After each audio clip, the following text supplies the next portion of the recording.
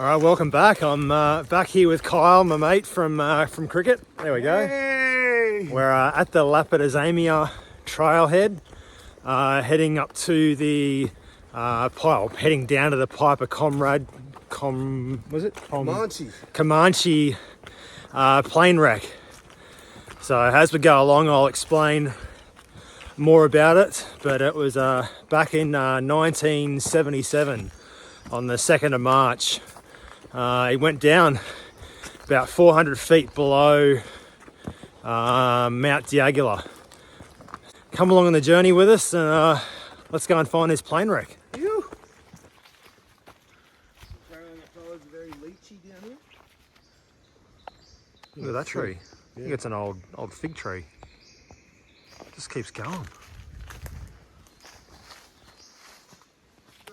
Look at this. This is like a walk in the park. Very lovely. Yeah.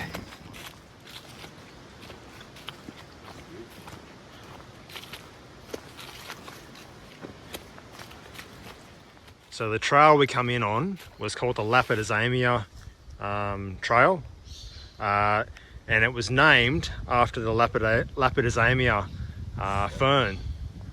Was it a cycad? Cycad. So Beautiful plant. it really is. They're all around. Through there. Must be like a breeding ground, eh? So this is a timber jinka. So back in the mid 1800s, Diagula National Park, which is where we're in now. So this was all logging. So people come from all over Australia to the Samford Valley to log trees. So it was red cedars and the pines. So there's a few different pine species up here. And this is what they use to haul it down. It's got a bit of a feel of the stretcher track, this section here. Before, eh? Like it's getting condensed. Yeah.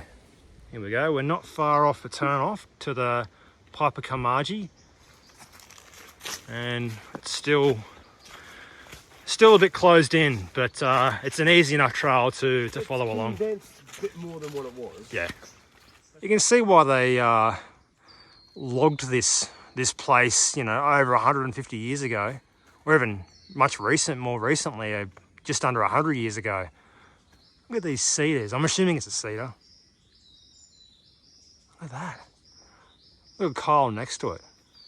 Nothing compared to it, aren't No.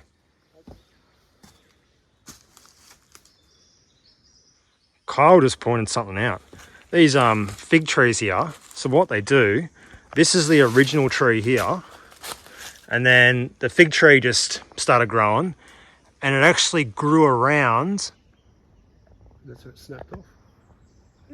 Just there, that's where it snapped off there. So it basically strangles it and takes all the nutrients out of it. The old tree. Used as a host. Yeah. So here we go, we've reached the turn off to the Piper Comanche. So that's the rock. The rock can. Which leads us down there into looks like the jungle, but there's actually a pretty well-formed trail there. This one up here goes to Mount Diagula.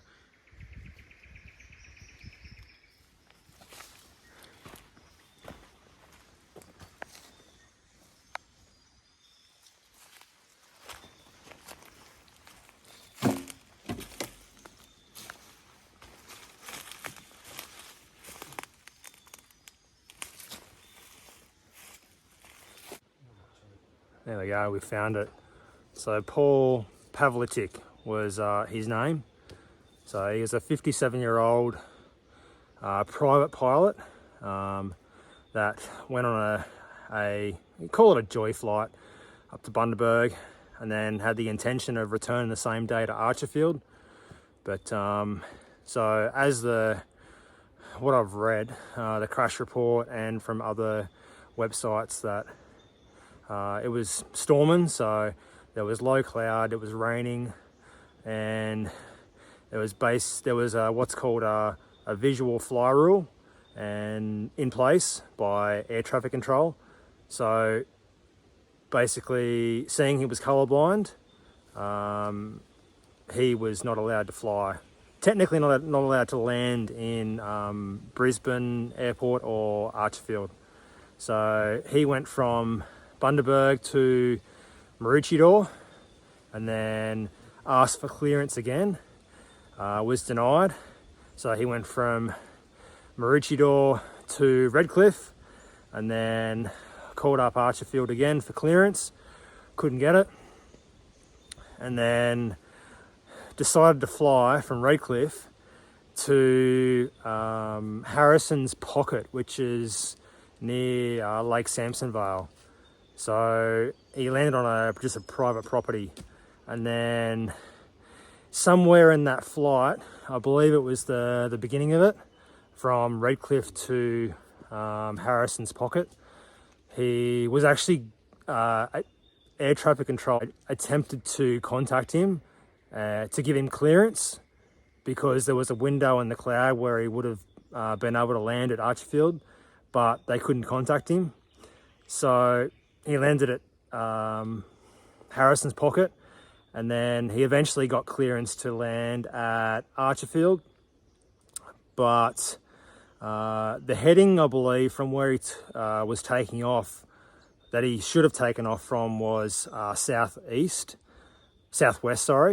but he took off from northwest for no one knows why. The only thing that I read was that maybe to avoid a cloud. So in the crash report, it boiled down to he was going through low cloud, was descending in rising terrain. So we're in the mountains here. So he was descending into the mountains here.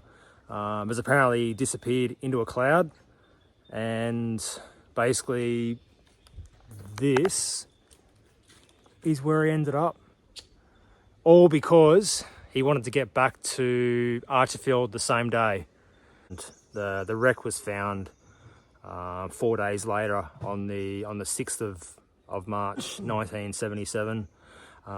There's no real records of who found it or the state of the aircraft at that time. All right, guys, so we've got about 400 meters to go, I reckon, till the turn off back onto the where the trailhead is, and that's the Piper Comanche wreck for you. We're about 2 hours 50 minutes in, and we're maybe 5-10 minutes away from the end. All right, we've just made it back to the Lapids. Oh my gosh, Psychad book. the Lapidizamia trailhead. So as you can see behind me, that's the gate just there. We're actually going to head up to Middle Cobble Creek for the night, head back to the car, grab our stuff, and head to Lapidizamia. Almost got it again. Lapidizamia campsite for lunch, and then head on to Middle Cobble Creek.